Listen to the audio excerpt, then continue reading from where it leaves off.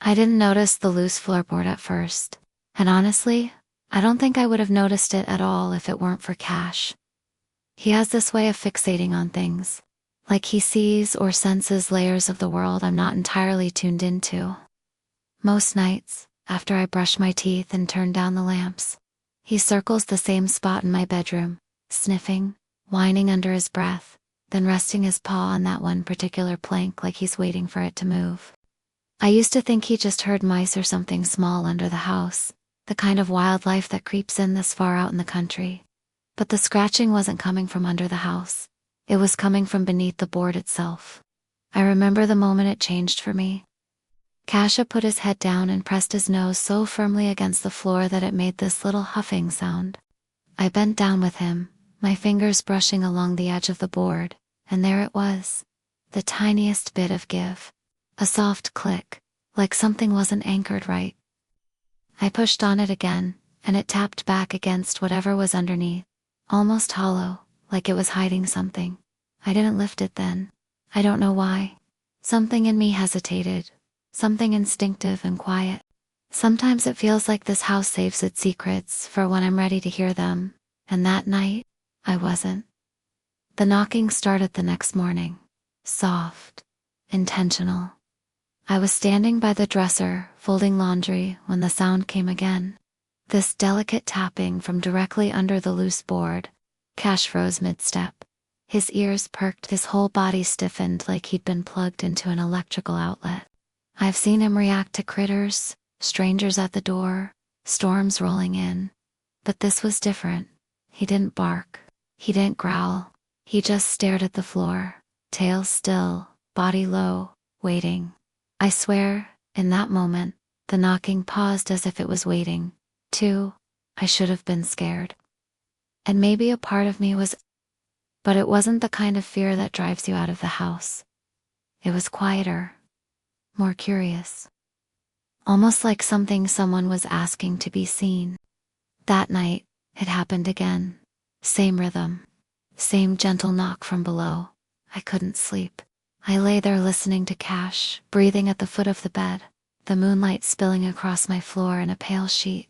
Every time the wind shifted outside, the trees scraped the siding, and I kept wondering if the noise was all in my head.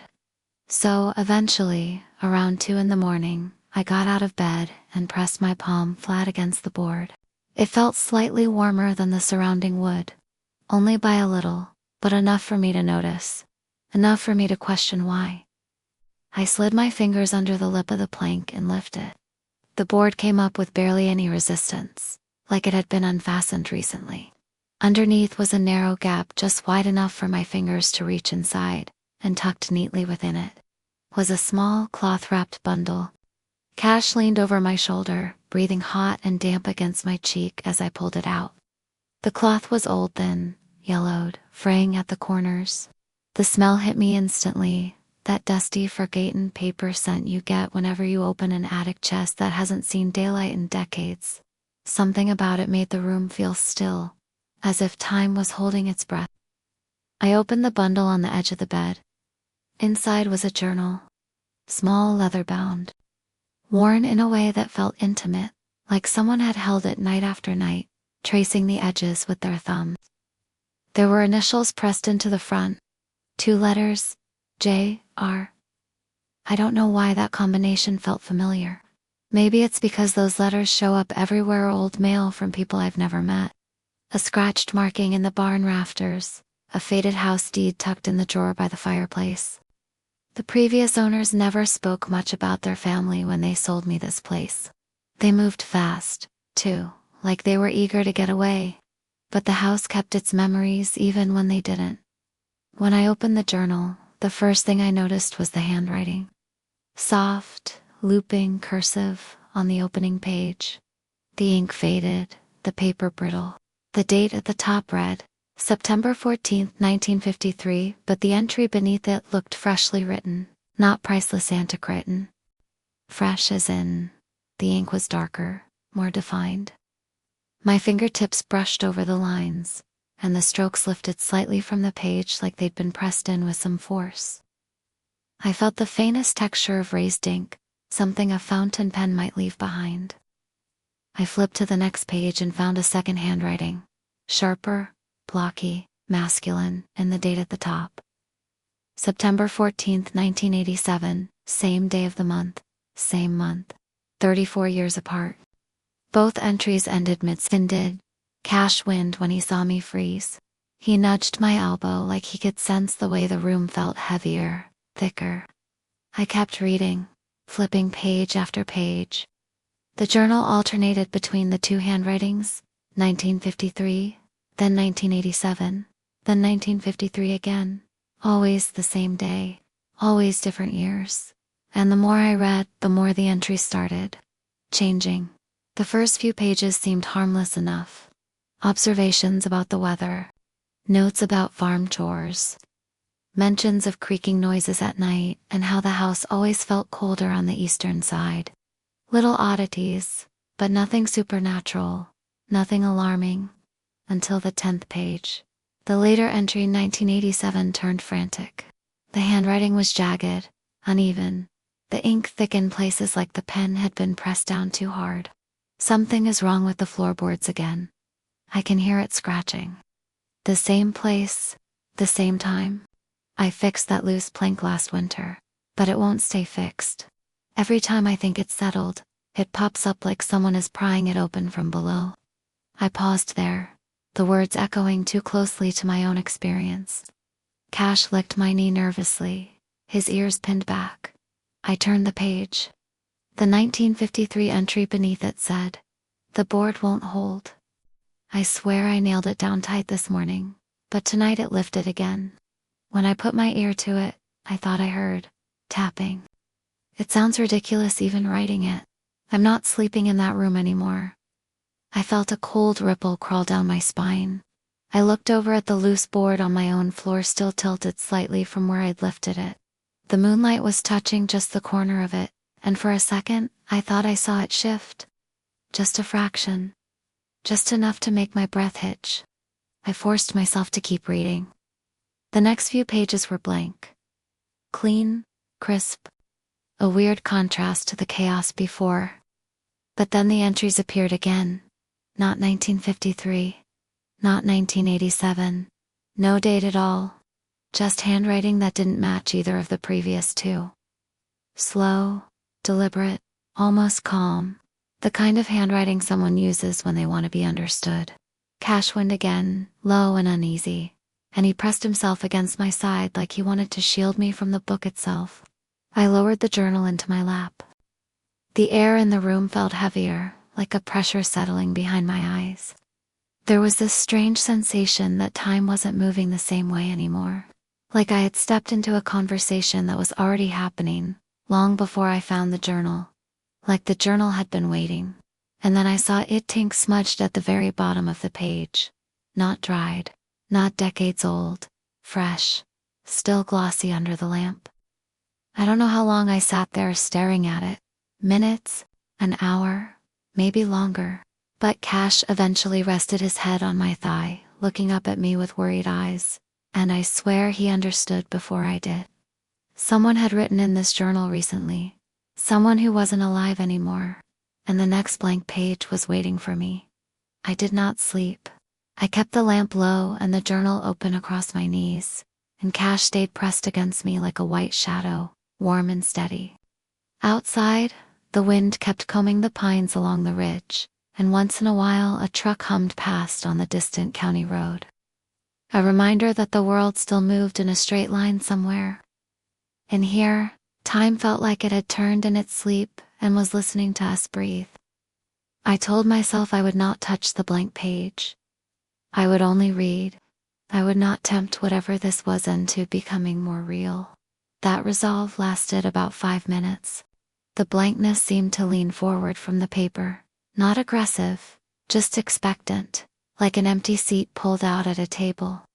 My hand hovered over it with the bone-deep feeling that something was going to be written whether I gave permission or not. Before the empty page, there were 2 short paragraphs in the calm, unfamiliar script. The more I looked at that handwriting, the more it had a peculiar gravity to it, like a voice that speaks quietly, yet fills a room. The words were plain, almost gentle, and they did not read like a diary entry. They read like instructions. Do not move the house at night. Speak softly. The board listens. The dog knows what I know. He can smell the lane between days. If he paws, answer. I read the second line twice. Then I read it out loud without meaning to. The sound of my voice felt strange in the room, like I had just said something I was not supposed to say above a whisper.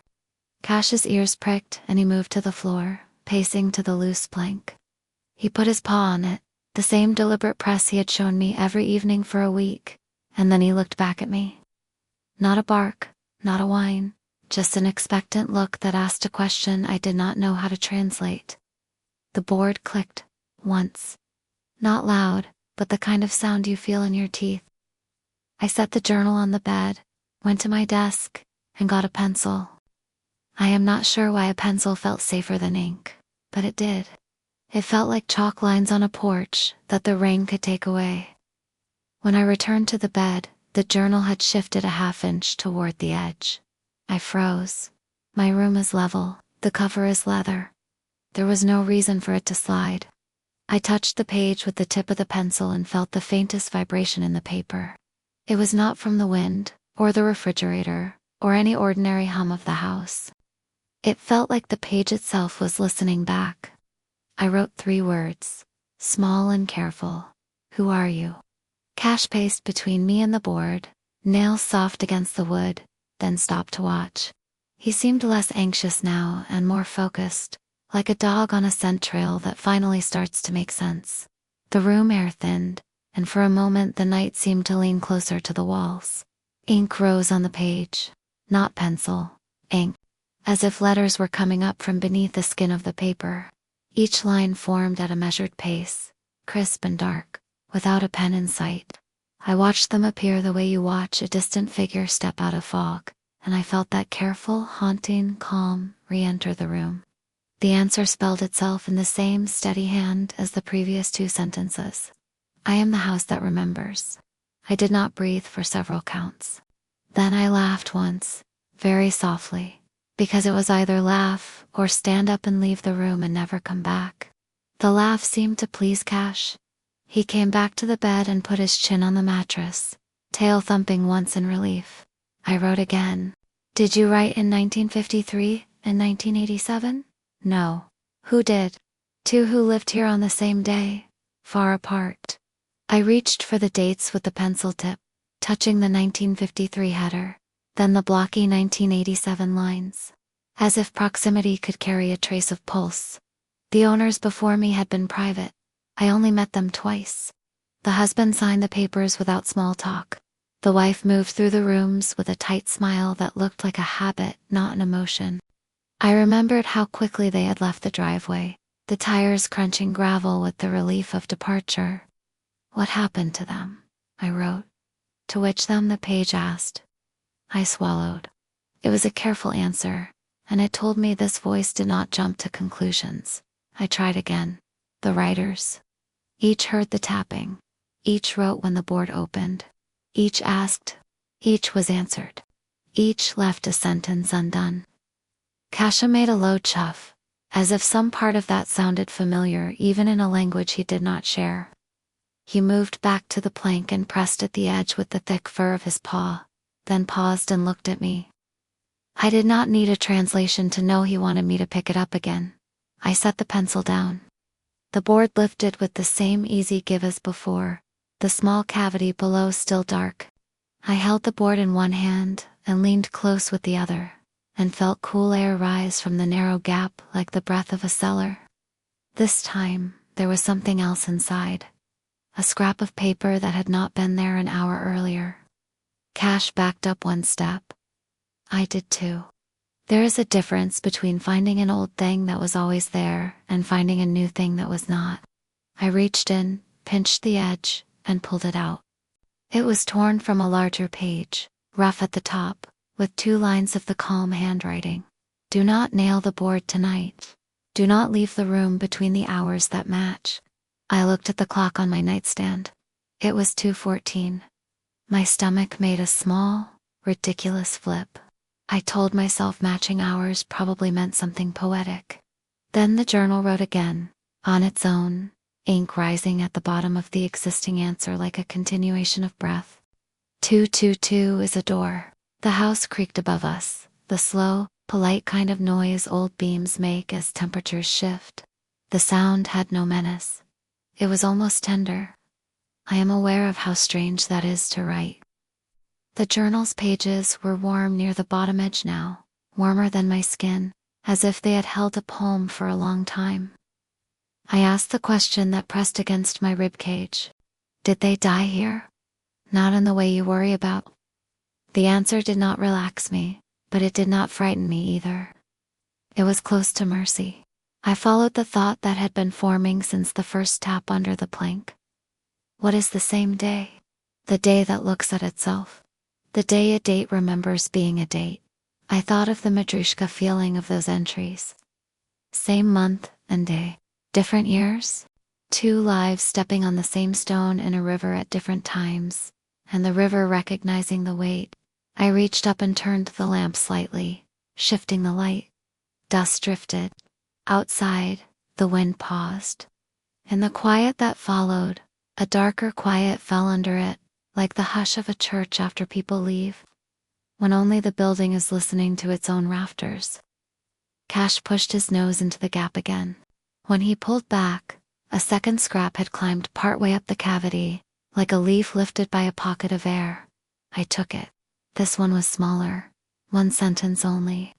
Write what you remember before you remember it. I looked at the line until it wavered. The sentence felt impossible at first, then weirdly clear. Like the sensation of a word on the tip of your tongue that is somehow both absent and present. The page did not move while I thought. It waited with the patience of old wood. I wrote slowly. I remember the morning sunlight, even though it is night.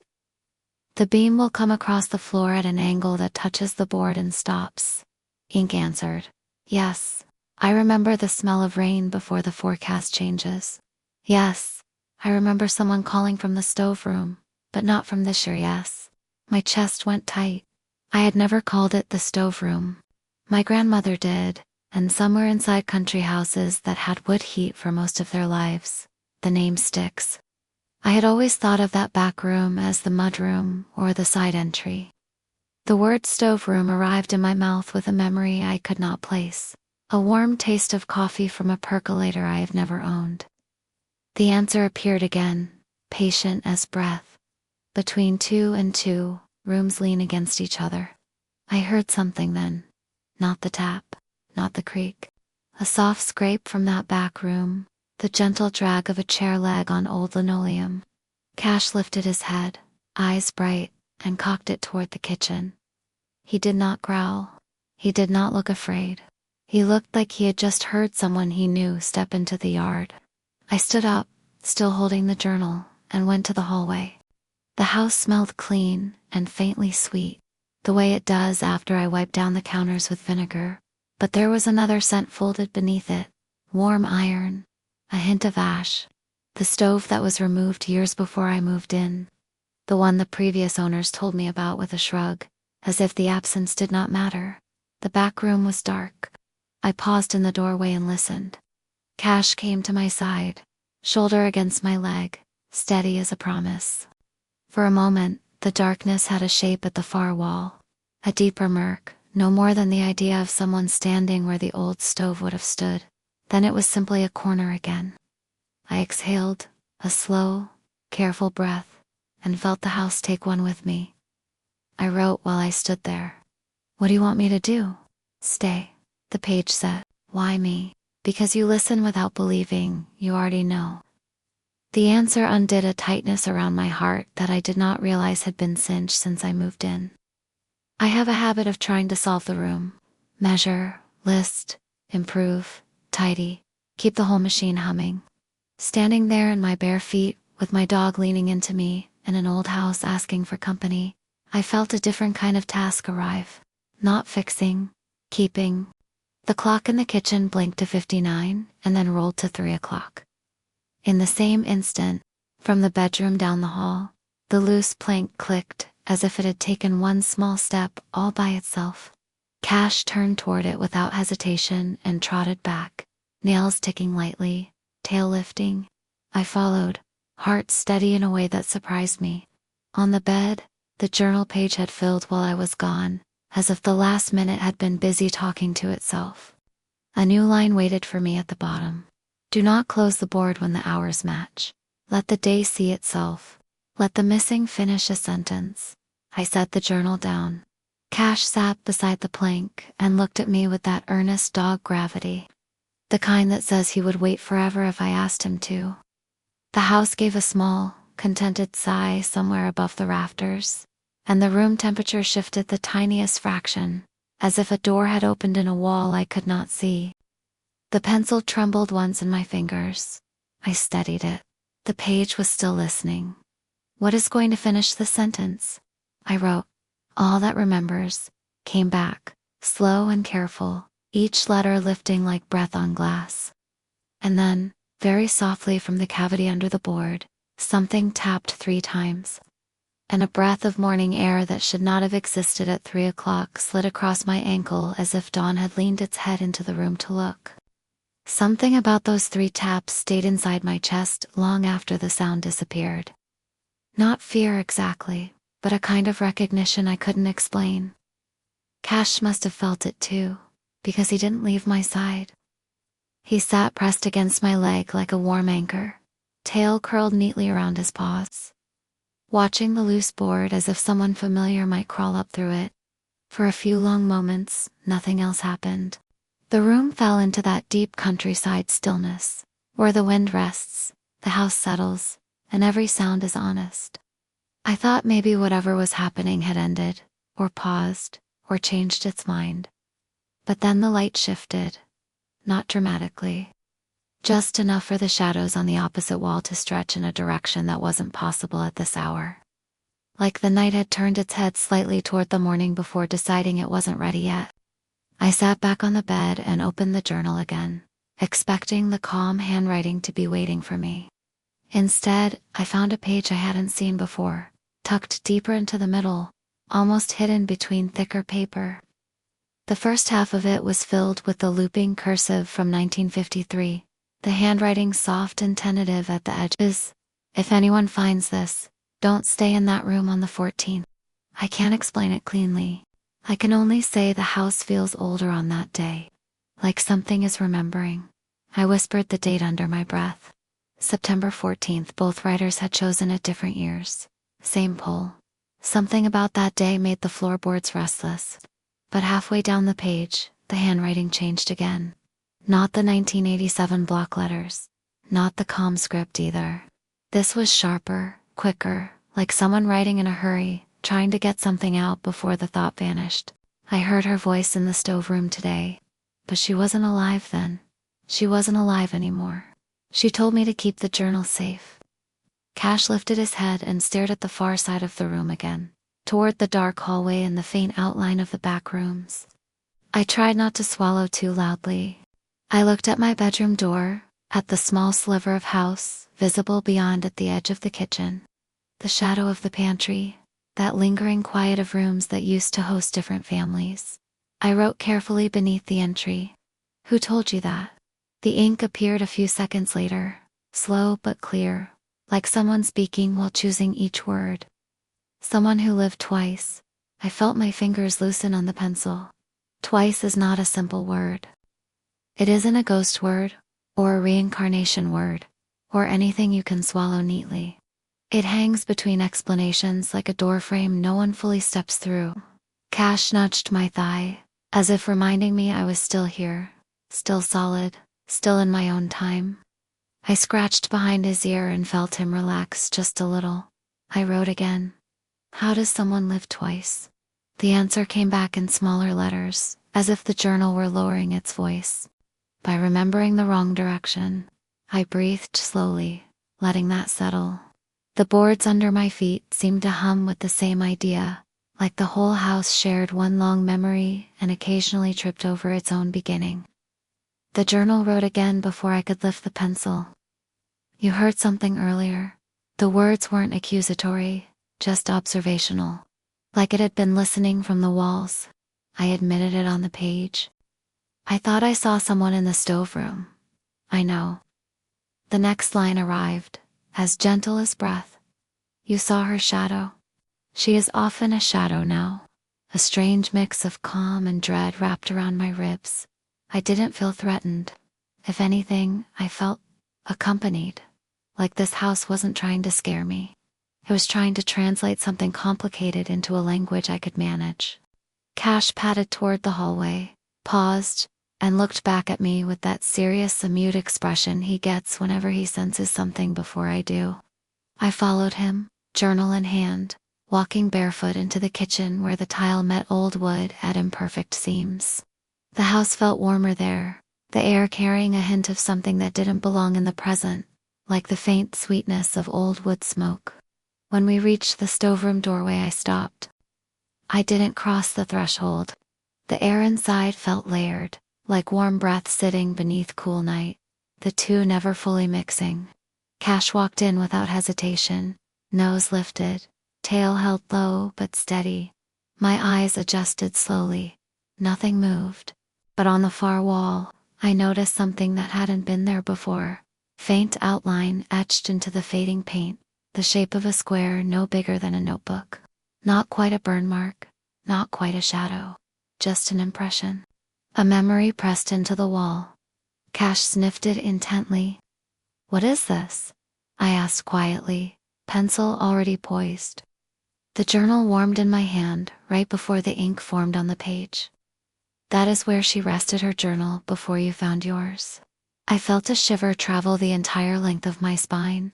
Whose journal? I paused. The one who lived twice. Cash gave a soft bark. One single, sharp, no tanned, stared directly at the faded square on the wall. Not afraid. Not aggressive. Just aware. Like he knew the room, remembered more than it showed. I stepped closer and raised my free hand toward the wall, stopping inches short. Heat radiated faintly from that outline. Not warm like sunlight. Warm like a body had been leaning there, just long enough to leave memory behind. The journal wrote again without waiting for my question. She wrote before she disappeared. She wrote after she did. My mouth went dry. Is that what's happening in my journal too? Yes. Cash leaned against my leg again, grounding me in the present moment. I breathed him in the faint smell of his fur, the comforting warmth he carried everywhere like a small sun, and it steadied me enough to continue. I wrote, "Are you telling me she's writing still?" Reply came instantly, crisp and certain.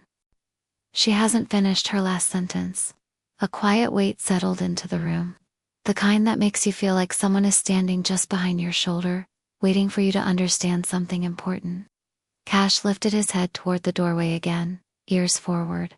I didn't turn around, but I heard it. Soft, slow, familiar, like a pencil touching paper across a distance that shouldn't exist. A line being written in a room with no writer. A sentence trying to return home. I didn't turn around right away. Something about that soft writing sound made the air feel delicate. Like if I moved too quickly, I might break whatever thin line was connecting the moment to something older, deeper, and not quite finished. Cash stood very still beside me, ears sharp, tail lowered but not tucked. He wasn't scared. He was listening. And when Cash listens like that, completely silent, completely focused, it means he recognizes something I can't. I finally turned. Nothing was there. Just the hallway stretching back toward my bedroom, the faint lamplight on the floorboards, and the quiet that follows a sound that shouldn't have existed. But the journal vibrated lightly in my hand, so subtle, it could have been my pulse. I opened it instinctively. A new line had appeared at the bottom of the page, written in that calm handwriting I was growing used to, but the words themselves felt different. Not instructional. Not historical. Personal. She is trying to reach the date again. My breath slowed. I traced the sentence with my fingertips. The same date, I wrote. September 14th, yes. I looked toward the stoveroom again, at the faint square on the wall. The air inside that room shifted only, A whisper of movement, but it was enough to remind me that whatever was happening in this house wasn't contained to one journal, one voice, or one time. Cash stepped forward into the room, sniffing the baseboards, the corners, the empty space where the stove once sat. He stopped suddenly, paw hovering above the floor, then looked straight at the wall again with a low, thoughtful rumble in his throat. Not fear? Recognition? I asked what I already suspected. Who is she? The journal hesitated. I don't know how I knew that, but I felt it in the pause between letters. A woman who lived here in 1953, I swallowed. The same one who wrote. Yes, but she didn't finish. I waited, pencil hovering.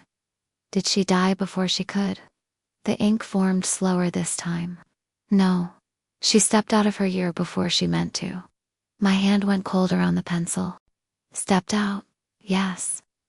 I lowered myself onto the old stool by the door frame. The room felt closer now, like the walls were leaning in slightly, not threatening, just attentive. Listening, Cash came and sat at my feet. Chest puffed out like he planned to guard me from anything the house might decide to show. I wrote. What does that mean? How do you step out of your own year? The answer came in a single line, clean and unsettling. A date is a doorway if a house remembers it strongly enough. I stared at it longer than I should have. It felt ridiculous and true at the same time, like when you wake from a dream and, for a few seconds, you honestly believe the strange rules of that world because they made sense while you were still inside it. September 14th.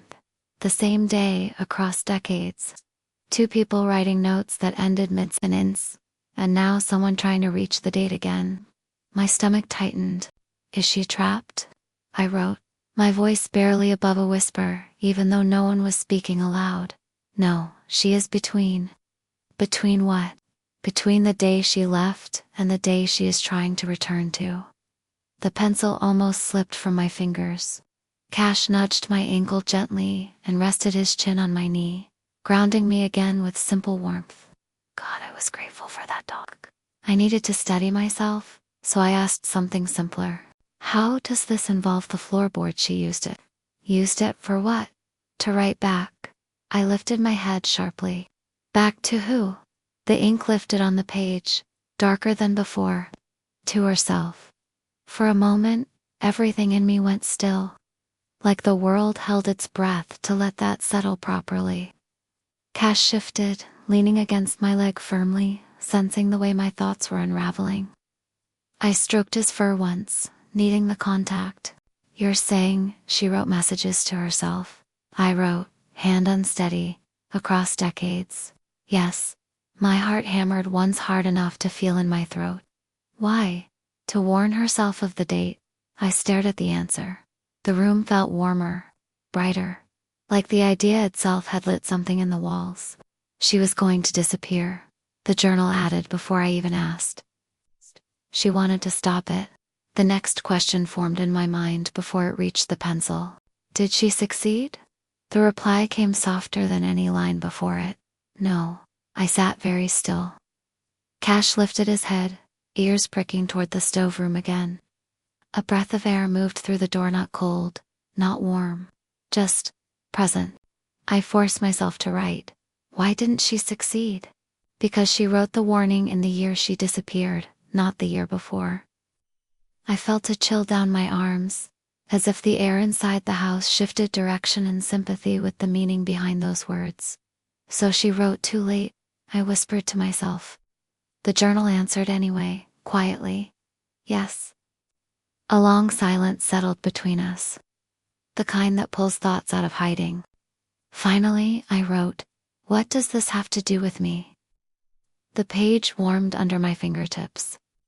You found the journal before your own September 14th. I stopped breathing for a moment. And that means what exactly? The ink appeared in slow, evenly spaced strokes. You can finish your sentence. My skin prickled. Why me? I wrote. Because you listen. My throat felt tight. And because the dog sees? Cash's tail thumped once, resolute, as if he understood the assignment better than I did. And because, the journal wrote, You're the first one to read the pages in the right order. I blinked. The right order. Yes. I closed the journal halfway, my fingers trembling slightly. Then I opened it again. The pages weren't in the same arrangement as before. Entries from 1953 and 1987 had shifted subtly, but unmistakably, like the book had reorganized itself while I wasn't looking. The dates aligned differently now, forming a column that wasn't chronological, but symmetrical, like a mirror. Cash moved closer to the bed and let out a soft sigh, laying down with his paws forward in a way that told me he had settled in for something serious.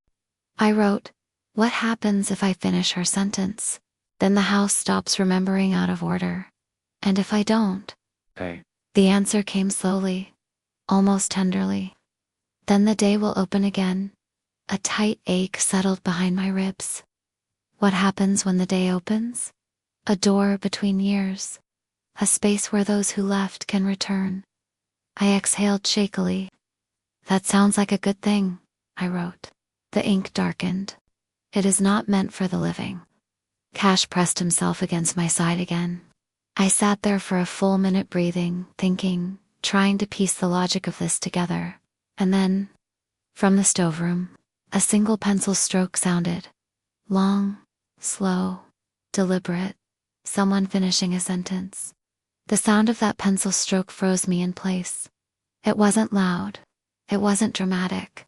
It was quiet in the way truth is quiet, the way realization slips into a room without ceremony.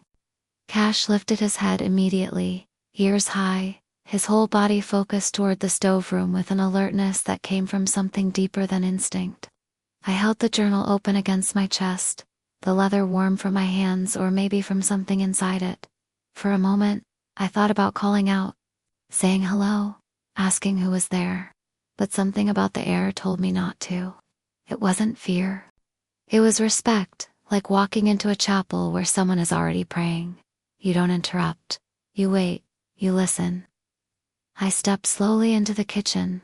The floor felt softer under my feet, as if years layered themselves beneath each board like quilt batting. Cash walked ahead of me, quiet, tail lowered but steady. When he reached the stoveroom doorway, he paused without crossing. I joined him. Together we watched the dark. The room looked exactly the same, and not at all the same. It was how a memory looks the first time you revisit it after years. You recognize the shape, but the edges feel out of place. My eyes landed on the faint journal-shaped square on the wall, and I felt again that odd warmth coming off it. Not heat, presence. I raised the journal and wrote, "What was that sound?" The ink rose almost immediately. "She is writing again," I swallowed. "In my year? No. In hers? No. Then where?" A small pause. Then, between. The air shifted behind me, the soft kind of movement a house makes when settling. Except this wasn't settling. It was gathering. Time didn't feel linear anymore. It felt like threads stretching across the room, weaving themselves loosely around my shoulders while Cash pressed against my side, keeping me anchored to something real. I wrote again. "What is she writing?" The answer formed in slow, precise strokes. The rest of the sentence she left unfinished. A chill threaded down my spine. I didn't know what the sentence was. I didn't know if I wanted to. "Can I see it?" I asked. The journal warmed under my palm. "You must see it." At that exact moment, the house changed. Not violently. Not in any way I could point to. But the silence thickened. The air brightened with a low hum, a kind of soft glow that wasn't light but awareness. Cash leaned into me harder, steady and solid, then walked into the stoveroom as if invited. I followed him. The faint square on the wall seemed sharper now, clearer, as if the memory had deepened. As I got closer, I noticed something I hadn't seen before: a faint seam in the wall, the shape of a small recess panel. The kind old farmhouses sometimes used to hide valuables or letters. Or journals. I reached out. The wood was warm. It pulsed once under my fingertips, like a heartbeat from far away. Cash didn't bark. He didn't growl. He just watched me with the unwavering calm he only shows when something makes perfect sense to him. The journal in my hand vibrated. Just a little. Enough for me to know it wanted me to open that panel. I slid my hand along the seam. It wasn't latched. It wasn't stuck. It opened like it had been waiting for me. Inside was a small wooden shelf, worn smooth with age. On it rested a single object wrapped in faded fabric. Not the journal I found under the floorboard. Something older, lighter, as if it had been touched by different hands across different hours of the same day. My breath caught. What is this? I wrote, fingers trembling slightly. The answer arrived before I finished the question. Her journal? Cashwin, softly, not frightened, more like he finally recognized a scent he hadn't smelled in years. I reached into the wall and lifted the wrapped object out. The fabric felt ancient, thin enough that time had nearly erased its weave. I unwrapped it slowly. Inside was a journal smaller than mine, bound in cracked leather the color of dried river stone. Its edges were frayed, the spine delicate. When I opened it, the pages inside were disordered, not missing, not damaged. Just shuffled in a way that mimicked the uneasy layering of years this house seemed to do on its own.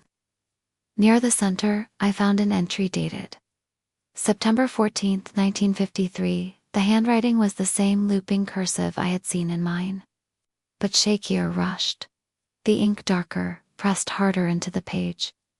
It read, "If I don't finish this, I hope she does. Whoever finds it, whoever hears the knocking." I think the day is opening again. I didn't mean to step into it. I didn't know I could, but I saw myself, older, thinner, standing in the stove room, and she was afraid of me. My hands went cold. Cash leaned closer, his nose brushing the page. I turned to the next entry. Same date, same year, but a different version of her handwriting, older, stronger, confident. "I don't have long. I came back too early. Or too late. I can't tell. The house keeps both of me. I don't know which one is true." My breath shook. Cash pressed against me like a weighted blanket. And then, the partial sentence. The final one she never finished. "If anyone reads this, please." That was it. The rest of the line was blank. I touched the empty space. The page warmed under my fingertips. The journal I'd found earlier vibrated again in my other hand. I opened it beside hers. On the blank space of my page, ink rose slowly, quietly. "You must finish it." My voice trembled when I whispered, "Finish it with what?" The answer appeared instantly. What she meant to say. My throat tightened. And what was that? The ink darkened. The truth she couldn't write alone. Cash nudged the old journal closer to me, nose tapping the unfinished line. The entire house seemed to lean in every board, every beam, every memory-laden wall, waiting for me to understand what she had tried to tell herself across decades. I raised the pencil. My hand hovered above the old page where her unfinished sentence waited. "If anyone reads this, please." I closed my eyes, and something, not a voice, not a memory, but something in between rose up from the floorboards, the walls, the journals. The old stoveroom breath, stitching itself into a single urging thought. I touched pencil to paper, and just as the tip grazed the surface, something tapped under the floorboards. Once, twice, then a long, slow third tap. The same pattern that began everything. Cash barked, sharp and urgent, and the house answered. The third tap echoed longer this time, almost like it was waiting to see what I'd do next. Cash stepped in front of me, body slightly angled toward the sound, not defensive, but protective in that quiet, grounded way only he knows how to be. His tail was low, steady, not a single tremor of fear in him. If anything, he looked ready, expectant. I held both journals, hers and my notepin, in my hands. The unfinished sentence in hers. The gently pulsing blank page in mine. The house felt wider now, like every room was connected by invisible threads, pulling toward this exact moment. The air thickened, warm and cool at the same time, like two different seasons trying to settle in the same hour. The tapping came again from beneath the floorboards in the bedroom. I knew the pattern now. 3 taps. A pause. 3 taps. It wasn't random. It was a signal. Or maybe an invitation. Cash nudged my leg and trotted back toward the bedroom with purposeful steps, glancing over his shoulder to make sure I followed. I took a steadying breath and walked after him, journals tucked against my chest like living things. The temperature shifted as soon as I crossed the hallway. Warmer, brighter, like dawn was brushing against the underside of the house, even though the clock still sat deep in the night. Cash stopped at the loose board and sat, gaze fixed downward with calm intensity. The journal warmed in my hands. A new line appeared on my page. It is opening. I swallowed the day. Yes, I knelt beside Cash and lifted the board. The hollow beneath it wasn't dark anymore. A faint glow pulsed from the cavity, soft golden, like the first light of morning seeping through a crack in the horizon. Dust motes floated in the air, catching the glow and swirling gently like they were being stirred by breath. Cash leaned forward and sniffed the light, tail sweeping in slow arcs. He wasn't alarmed. He wasn't confused. He recognized something. Something old and familiar to his instincts, even if I didn't understand it yet. I whispered, "What is inside there?"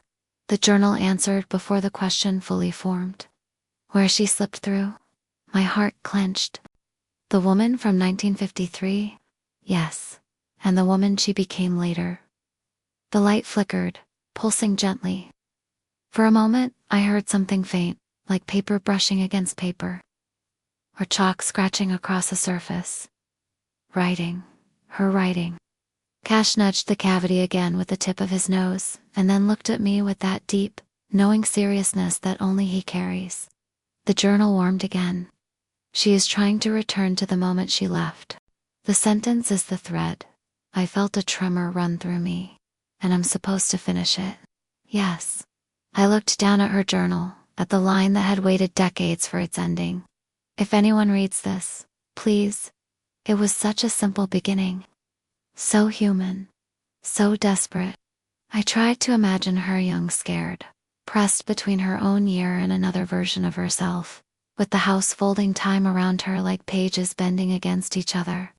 What did she want? I whispered. What was she trying to ask? The journal in my hand responded gently. She wanted to come home. The ache behind my ribs tightened. Home. Such a small word. Such a heavy one. I raised the pencil. But before I wrote anything, the glow beneath the floorboard shifted. It stretched upward, not violently, not even quickly. Just a slow, deliberate reach, like a hand extending from warm water, lifting toward air. The light formed the faintest outline of a shape, shoulder, hair, a face blurred like an unfinished sketch. Cashwind, stepping forward and leaning his head toward the glow with gentle curiosity, as though greeting someone he had smelled a long time ago in a room that shouldn't exist anymore. I didn't pull him back. Something in my chest trusted this moment, even if my mind didn't fully understand it. The outline hovered there, fragile and shimmering. A woman young and older. Both at once. Like 2 versions of her were trying to align but kept slipping through each other. She didn't speak, but her presence filled the room. Her journal vibrated in my other hand, and the page beneath my fingers pulsed faintly. Finish it, my journal urged. Give her return a place to land. My hand shook as I lowered the pencil to the old page. If anyone reads this, please. The fog of years pressed closer. Cash nudged my elbow softly, and then, like something whispered across time into the back of my mind, the ending arrived not in words, but in feeling. A plea, a request that was never desperate, just longing. I wrote, "Let me come back." The moment the graphite touched down and finished forming the last letter, the glow beneath the floorboard surged once like a heartbeat finally syncing with the right moment. Cash barked sharply and stepped back. The woman's outline flickered, brightened, and for the smallest instant, her face became clear. She looked relieved. So profoundly relieved. Then, the light collapsed inward, folding like a closing book. The room exhaled. The glow vanished. Cash scrambled forward, sniffing the cavity anxiously, then looked back at me with confusion and a hint of worry. The warmth in the wake of that light faded slowly, like the last note of a song drifting off. The journals in my hands felt lighter, emptier, as if they had given something back to the house that didn't belong to the present. I looked down. Her journal, the old one, sat open in my palm, and her final sentence, now complete, glowed faintly before settling into the paper like it had always been there. Mine stayed open too. A single new line appeared. She is home. Cash went again, as if searching for her presence in the air. But the house had gone still, soft, peaceful, like a long-standing tension had finally eased. I closed the floorboard gently, and then just as I started to breathe again, the journal wrote one last line on its own. You are not done. My pulse kicked hard. What else? I whispered. A pause. Then, she was not the only one who wrote. Cash lifted his head sharply, and from somewhere deep inside the house, past the kitchen, past the stove room, maybe past the year entirely, a single, crisp pencil stroke answered back. Long, measured, alive. The pencil stroke echoed faintly, but it carried weight. Not the weight of fear. Fear is sharp, fast, electric. This was slower, older, like the creak of a door that hasn't been opened in decades, finally deciding tonight is the night. Cash moved before I did, padding softly down the hallway toward the sound, tail held low in concentration. I followed him, my heart beat strangely steady, as if part of me had known something else was coming. The sound hadn't come from the stove room this time. It had come from deeper inside the house somewhere, past the laundry nook, past the old pantry no one used, past the little hallway where the wallpaper peeled in long, curling strips. I rarely went there. It wasn't dangerous or eerie. It just felt disconnected. Like that part of the house remembered a different life than the rest. Cash stopped at the end of the hallway where a narrow door sat slightly ajar. The closet, or at least, that's what I always thought it was. A thin line of darkness trickled from the opening, like ink bleeding through paper. I rested my hand on Cash's back. His fur bristled faintly under my palm, but he didn't growl. Instead, he leaned into my touch, steadying me as much as I steadied him. I pushed the door open. The closet wasn't a closet anymore. I don't know how else to describe it. The space hadn't physically changed, same narrow width, same splintered floor, same cedar plank walls, but the air was different. Heavier, brighter, like someone had layered another season inside it. The light inside had a strange quality, not a glow, not a shadow, just a sense that the air remembered something it wasn't supposed to forget. Another journal sat on the floor. Not a wrapped one. Not hidden. Just placed there, like someone had set it down minutes ago. Cash sniffed it once, and whined quietly. I knelt beside it. The cover was dusty, but not as dusty as it should have been. It felt familiar before I even touched it. And when I brushed my fingers over the leather, a nerve-deep recognition flashed through me. Its initials read, J, are the same initials on the first journal I found. My chest tightened. Is this hers? I whispered, more to the house than to myself.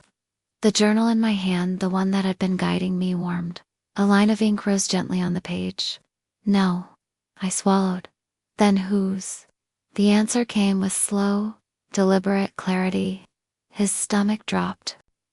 The man from 1987. The second handwriting. The one whose entries had turned frantic, desperate, struggling to understand the same floorboard. I lifted the new journal from the floor.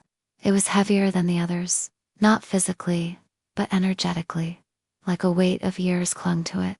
I opened it carefully. The first page was blank. The second page was blank. The third page, my breath caught. The handwriting was different from all the others. Firm, controlled.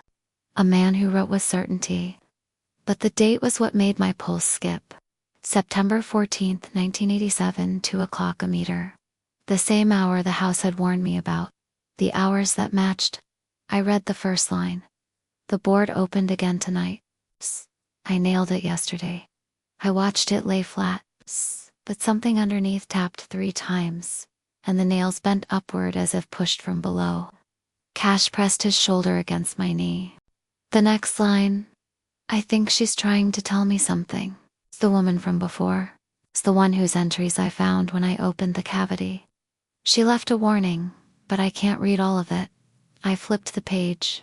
There were smudges, ink stains, blot marks, evidence of a frantic attempt to write faster than something was happening around him.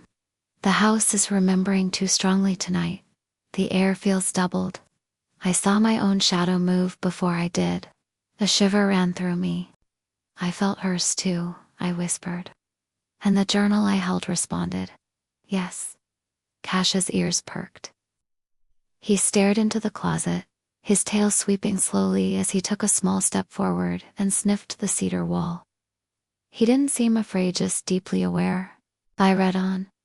If she could write across years, maybe I can too. Maybe I can warn myself. Maybe I can stop whatever happens tonight from repeating itself. Then, further down, but every time I write, the ink fades. As if the house is choosing which memories to keep. I turned to the next page, blank. The next, blank. Then a final entry. Different handwriting. My chest tightened. This third handwriting wasn't hers, wasn't his. It was the calm script. The one that belonged to the house. He tried to warn himself, but he wrote on the wrong day. I felt a deep, hollow ache hit behind my sternum. He couldn't change it, I whispered. No, the journal answered. He stepped out of his ear too late. Cash backed up suddenly and pressed into me. His nose nudged the open page like he was urging me to keep going despite the heaviness settling around us. I turned to the very last page. Only one sentence was written there, but the handwriting wasn't his, and it wasn't the house's. It was mine. A chill cracked down my spine. My voice shook as I read it. If anyone reads this, please, it ended there, mid-sentence. Incomplete. Written by me. But I had never written in this journal before. Cash let out a low, uncertain whine. My throat tightened so sharply it felt like swallowing glass. What does this mean? I whispered. Ink appeared instantly in my companion journal. You have already stepped out of your year once. My breath collapsed in my lungs. When? My hand trembled. When did I? Tonight, the journal wrote. When you opened the board. Cash pressed himself fully against me, almost leaning his whole weight onto my side. The journal continued. You wrote that line before you entered the day you are still in. I stared at the words until they blurred. I don't understand, I whispered, feeling the edges of the moment fray. You will, the journal replied. Then, softer, you must. The last line formed slowly, each letter carved like an etching. Because when the day opens again, someone else will need your sentence. I lifted my head. The house was silent. Too silent. Then, from the cavity beneath the bedroom floorboard, a single tap. Not 3, just one. Short, certain, like a new beginning. Or a summons. Cash barked once, loud, sharp, focused. And the loose board lifted on its own. The loose board didn't fly up. It didn't rattle. It simply lifted. Quietly, calmly, like someone beneath it had slipped their fingers under the edge and raised it with deliberate care. Cash jumped back a step, not from fear, but from recognition. His ears pinned forward, tail lifted, halfway alert, confident, ready. He knew this moment was coming before I did. The board hovered in place for a suspended breath, then eased itself down beside the cavity with a soft, almost respectful thud. The hollow beneath was no longer a hollow. The glow was gone. The warmth was gone. But something else had taken its place. Something colder, sharper, more precise, like the air left behind when someone blows out a candle. Inside the cavity sat another piece of paper, not cloth-wrapped, not aged. Clean, white, perfectly centered, waiting. Cash approached first, nose lowering until it hovered just above the opening. He sniffed once, stiffened, then looked back at me with a seriousness that sent a quiet tremor down my spine. I took a slow step forward. Nothing moved, nothing hummed, nothing glowed. But the air around the cavity felt pressurized, like stepping into a pocket of time that hadn't been fully exhaled. I reached in. The paper was cool, almost too cool, like it had been resting against stone, far below ground or far beneath years. When I lifted it, I saw the handwriting immediately, and my stomach tightened all the way up to my throat. It wasn't hers, it wasn't his, it wasn't the house's, it was mine. But not the way I write now. This handwriting was older, sharper, more tired. It looked like the handwriting of someone who had lived something they were still trying to understand. Cash whimpered softly and nudged my elbow. His tail swept low, cautiously, like he was sensing something layered just beneath the surface of the moment. I read the first line. I don't know what year this will reach you. My breath caught. But if you're reading this, the day has opened again. A tight, cold ache slid through my chest. My pulse thumped against my ribs so hard I felt it in my fingertips. Is this from me? I whispered aloud. The journal in my hand, the companion journal, warmed instantly. A line appeared. Yes. I stared down at the message again, my throat thick. You won't remember writing this yet, but you will. Cash leaned into my knee, and I could feel him shaking, not in fear, but in anticipation, like he sensed a path forming that I hadn't stepped onto yet. My future handwriting continued. When the board opened for me the first time, I didn't understand what it wanted. I didn't understand who needed me. My knees weakened, and I sat on the edge of the bed, the page trembling in my hands. You're further ahead than I was. You finished her sentence. That matters. That was the hinge. A hinge. A point where time bends but doesn't break. Cash pressed his forehead to my thigh, grounding me as the words continued.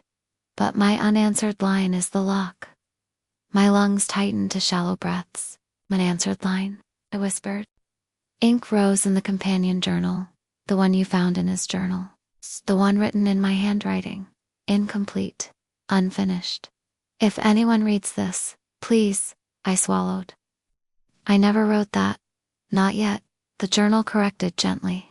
I looked down at the message beneath the floorboard. My future self had written, finish my sentence when the day opens. Write what I couldn't yet say. Cash lifted his head sharply, ears pricked toward the cavity. A low rumble vibrated in his chest, not fear, but a dawning comprehension of something invisible. Then came the final line, written in a shaking, uneven scrawl. Because if you don't, I won't find my way back either. My heart slammed against my ribs. I looked at the companion journal. What does this mean? I wrote with trembling fingers. Ink answered immediately. You stepped out once already. You will step out again. The sentence is the tether. I felt dizzy. What happens if I don't finish it? The journal paused for a long moment. Then, the house will remember you the way it remembered them. The breath rushed out of me all at once. Cash barked sharply, a loud warning that broke through the haze. Cash behind us down the hall. Near the stove room a light flared. Not warm, not golden, not gentle. This one flickered with the cold brilliance of dawn hitting a mirror. Cash growled, a low, steady sound. The journal wrote a final line. She is home, he is not. And you are not finished. My pulse faltered. From the stoveroom came a single footstep. Not hers, not mine. A step that belonged to someone who had lived in this house before time lined up the right way. Someone the house had been remembering. Someone who had been lost in the space between years. Someone answering the open day. Cash stepped forward, ready. And as the shadow of that step stretched across the hallway, touching the edge of my bedroom floor, the loose board lifted again. On its own, slow, deliberate, inviting. The board lifted with a slow, steady rise, almost like a breath being drawn in. Cash stepped in front of me again, silent and braced, The fur along his shoulders puffed slightly, not from fear, but from readiness. I lowered both journals and stood, letting the quiet of the house settle into my spine. The step from the stove room echoed once more, soft but unmistakably unfaded. Like whoever or whatever had taken it was listening now, deciding whether to take another. The cavity below the board no longer glowed, no longer pulsed. It was just a dark opening in the floor. But the darkness had texture, stillness, recognition, like a tunnel between years that had been open too long and was finally ready to rest. I knelt down slowly, cash pressed tight to my right side. The companion journal warmed in my hand, the ink rising in a single, careful line. You have to tether what would drift, I swallowed. The unfinished sentence, I whispered. My sentence. The page glowed faintly in response. Cash pushed his nose against my wrist and gave a soft, urging whine. Not fear, encouragement. The kind of sound he makes when I'm about to do something he knows is right. I lifted the paper written in my future handwriting. The lines stared at me, stark and unfinished. If anyone reads this, please, my fingers shook. My breath thinned. I waited for the right words to surface, and when they did, it wasn't dramatic or loud or magical. It was quiet, steady, certain. I wrote, hold the door closed when I cannot. As soon as the last letter touched the page, the house exhaled. Every board, every beam, every seam in the walls released a deep, old tension I hadn't even realized was there. Cash gave a soft huff, relief, recognition, then rested his head on my leg. The cavity beneath the floorboard brightened once, just once. A single pulse like a heartbeat, acknowledging the completed thread. Then the space inside settled, quiet, normal, empty in the way. A room returns to silence after someone you love leaves it peacefully. The companion journal warmed again. A final line appeared. It is done. I closed the journals gently. The older one, the one belonging to the woman, felt lighter now, almost weightless. The man's journal, too. Their tension, their unfinished paths had unraveled. My own entry in his journal, the fragment I hadn't written yet, was still there, but no longer sharp with urgency. It read like a resolved memory, instead of a warning. I lowered the floorboard back into place. This time it lay flat without resisting. No tap, no shift. Just wood settling into wood. Cash circled the spot once, sniffed deeply, then wagged his tail in a soft, loose rhythm before padding to the corner and stretching out with a deep sigh. I sat beside him, leaning against his warm fur, grounding myself in the rhythm of his breathing. The house stood around us, still old, still worn, but no longer pulled between years. Just a home again. The companion journal opened on its own one last time. A single line appeared at the top of a new page. Thank you for listening in both directions. I traced the words with my finger. I didn't know I could. The ink lifted again in a softer reply. You listened when the house was remembering. That is enough. I closed the journal and let it rest against my chest. Cash nudged my chin, forcing my attention back to the present moment, reminding me without words that I was here, with him, safe. Outside, the first hint of real morning slipped through the blinds, brushing gold across the floor. Not a time fold, not a distortion, just dawn coming in like it always had. No tapping, no glow, no voices between years. The day had finally returned to one timeline. I stood, stretched, and opened the window. Crisp air flowed in, carrying the pine scent from the ridge and the sound of a truck humming down the distant county road. Ordinary, simple, quiet. Cash hopped up beside me, leaning into my leg, his tail fluffing in the early light. I think, I whispered, scratching behind his ear, we did what we were supposed to. The house creaked above us, soft content, like an old friend settling into a comfortable chair. I whispered back, almost without thinking, you're home too?